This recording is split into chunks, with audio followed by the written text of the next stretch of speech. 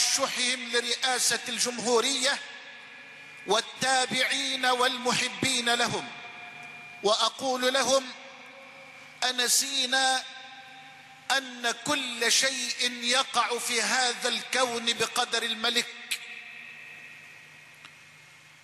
أنسينا أن الإيمان بالقدر خيره وشره ركن من أركان الإيمان بالله جل وعلا، لا يصح الإيمان إلا به.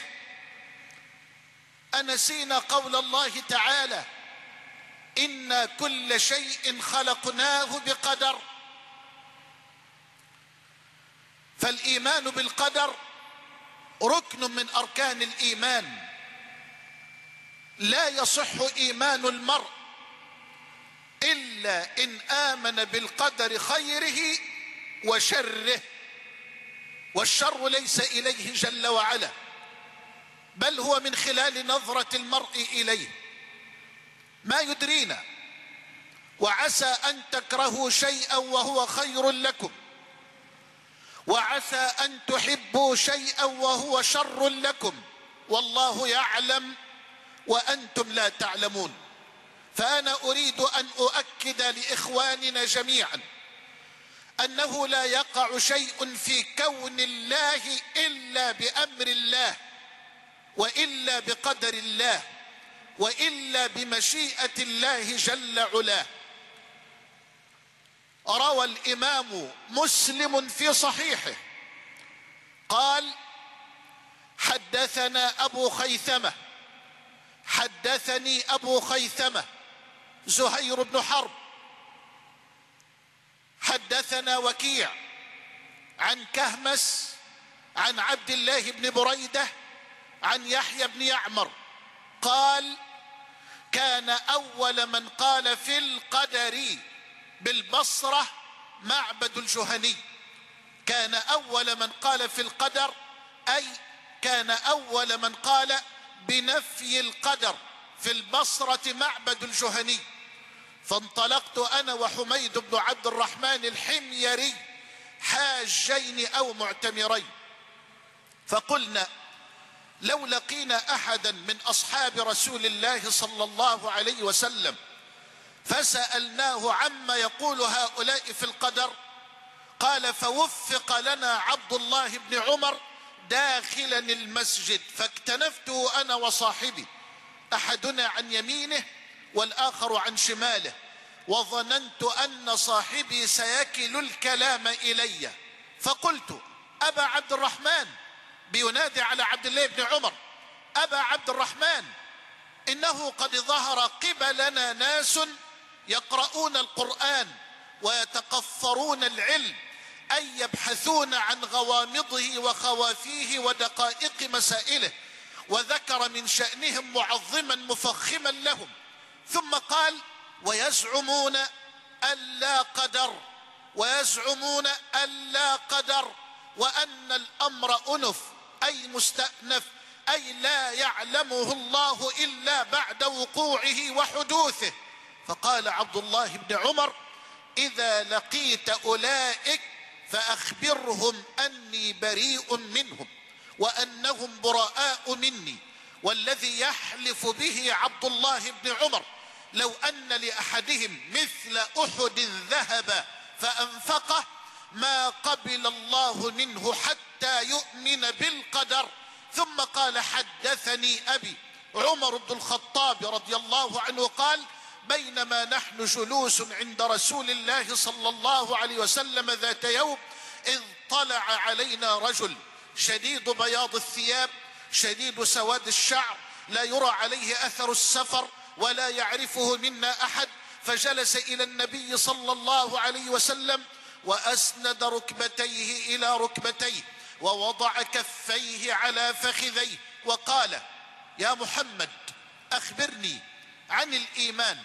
فقال: سيد المؤمنين وإمام النبيين وقائد الغر الميامين ومعلم المتعلمين والمعلمين، قال بأبي وأمي: الإيمان أن تؤمن بالله.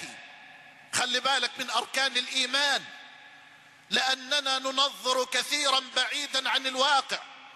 قال: الإيمان أن تؤمن بالله وملائكته وكتبه ورسله واليوم الآخر والقدر خيره وشره، إلى آخر الحديث. أيها الأفاضل، والله الذي لا إله غيره، والله الذي لا إله غيره، لا يقع شيء في كون الملك إلا بأمر الملك، ولا تسقط ورقة من شجرة على وجه الأرض إلا بعلمه، وما تحمل من أنثى ولا تضع على ظهر الأرض إلا بعلمه. فالأمر أمره والملك ملكه، يملك من شاء ما شاء في الوقت الذي شاء، ويعزل ويبعد من شاء عن الحكم في الوقت الذي شاء. ألم تقرأ يا عبد الله؟ ألم تقرأي يا أمة الله؟ ألم تقرأوا أيها المسلمون قول رب العالمين؟ بل تحفظونه: قل اللهم مالك الملك تؤتي الملك من تشاء وتنزع الملك ممن تشاء وتعز من تشاء وتذل من تشاء بيدك الخير إنك على كل شيء قدير.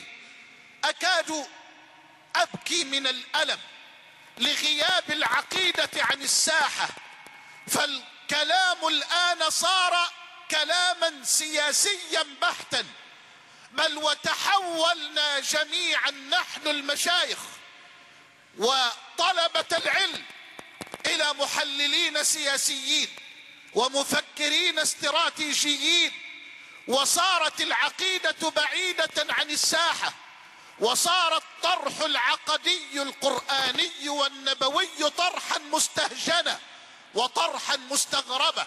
لو جلس الآن عالم من علمائنا وشيخ من شيوخنا وداعية رباني من دعاتنا ليذكر الناس بعقيدة التوحيد وليحذر الأمة من الشرك وليبين للأمة أن القضية الأولى هي قضية العقيدة، وابتعد عن التنظير السياسي الذي جرح قلوبنا وآذى نفوسنا، ربما يتهم هذا العالم بأنه لا يفقه الواقع، لا يعرف شيئا عن واقع الأمة، هذا لا يجيد إلا أن يتحدث في الحيض والنفاس، لا يحسن إلا أن يتحدث في أركان الوضوء ومبطلات الصلاة، ويشار إليه بالسفة، ويشار إليه بالسفة.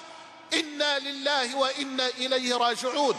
لا بد أن نعيد الأمور كلها لنعرضها على ميزان العقيدة الصحيحة، على ميزان الشرع الكامل الشامل، فما وافق الشرع قبلناه وما خالف الشرع رددناه. لا يجوز لنا البتة أن تحركنا العواطف وأن يحركنا الحماس الفوار بلا ضوابط عقدية، بلا ضوابط شرعية.